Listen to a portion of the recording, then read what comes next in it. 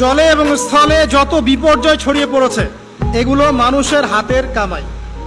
তার মানে যত ফাসাদ ছড়াবে সবকিছু আল্লাহর পক্ষ থেকে নয়, এখানে মানুষেরও হাতের কামাই থাকবে। এখন আপনি দেখেন, পরিবেশ দূষণ করছে কারা? মানুষ। বনভূমি উজাড় করছে কারা? মানুষ।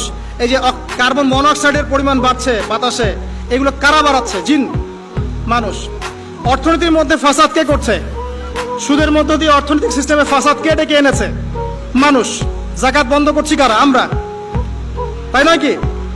আপনি দেখেন সোশ্যালি যে সমস্যাগুলো হচ্ছে, এই যে জমি নিয়ে সমস্যা, আত্মীয়তার বন্ধন নিয়ে সমস্যা, টাকা পয়সার সমস্যা, পদের লড়াই, ক্ষমতার লড়াই, কারা করছে এগুলা? জিন শয়তান, মানুষ। এটা হচ্ছে কোরআনের এই আয়াতের ব্যাখ্যা, যে জলে এবং স্থলে যত বিপর্যয় এগুলো মানুষের হাতের কামাই। তার মানে মানুষেরও এখানে প্রচন্ড রকম দোষ আছে।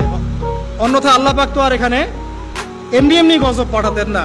নবী সাল্লাল্লাহু আলাইহি ওয়াসাল্লাম বলছেন, যখন এই উম্মতের মধ্যে ব্যভিচার ছড়িয়ে পড়বে, যখন এই উম্মতের মধ্যে ব্যভিচার তো বোঝেন, জেনা ব্যভিচার ছড়িয়ে পড়বে, যেটা এখন রন্ধ্রে রন্ধ্রে জেনা ব্যভিচার, ঘরে ঘরে জেনা আর ব্যভিচার আর পরকীয়া চলছে, তখন সমাজে এমন কিছু রোগ ব্যাধি দেখা দিবে, এমন কিছু মহামারী আসবে যেগুলো আগে কখনো ছিল না।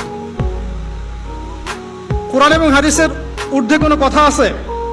সবকিছু স্পষ্ট, কিন্তু মানি বা না মানি এটা আমাদের ব্যাপার, বাট শুনতে তো আপত্তি নাই। শুনতে আপত্তি আছে?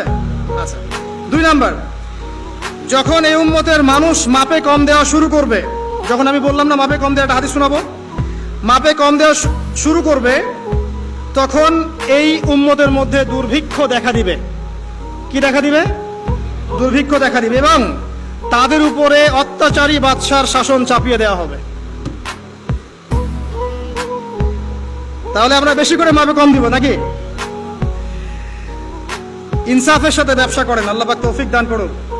3 নাম্বার, যখন এই উম্মতের মানুষ যাকাত দেওয়া বন্ধ করে দিবে, যখন এই উম্মতের মানুষ যাকাত দেওয়া বন্ধ করে দিবে, তখন আসমান থেকে আল্লাহ বৃষ্টি বন্ধ করে দিবেন। হাদিসের শেষ অংশে আছে, যদি জমিনের মধ্যে পশু পাখি এরা না থাকতো তাহলে আল্লাহ পাক আদৌ কখনো বৃষ্টি দিতেন না। তাহলে আমরা কি যাকাত দেওয়া বন্ধ করে দিব?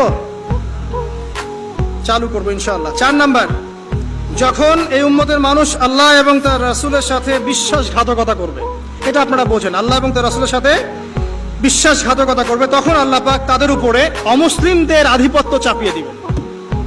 নেন, যখন আল্লাহ এবং তার রাসূলের সাথে বিশ্বাসঘাতকতা করবে এই উম্মতের মানুষ, তখন অমুসলিমদের ভয় এবং শাসন এবং তাদের যে আগ্রাসন, এটা আল্লাহ পাক মুসলিমদের উপরে চাপিয়ে দিবে, তা আল্লাহ চাপিয়ে দিবে।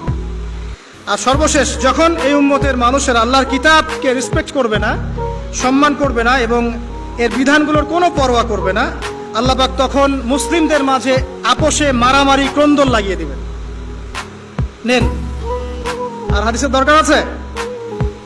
নাই। আরেকটা হাদিস শোনাই, শেষ, এটা লাস্ট।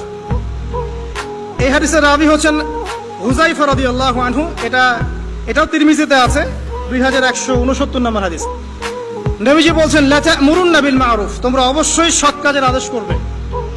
মুসলিমরা তোমরা অবশ্যই সৎ কাজের আদেশ করবে। ওয়ালা তানহাউনা আনিল মুনকার, এবং তোমরা অবশ্যই মন্দ কাজ থেকে মানুষকে নিষেধ করবে।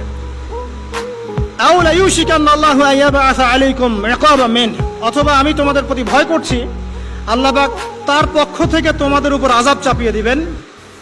সুম্মা তাদউনাহু, এরপর তোমরা আল্লাহকে ডাকবে, লা ইউস্তাজাবু দুআআকুম, তোমাদের দোয়া তখন কবুল হবে না।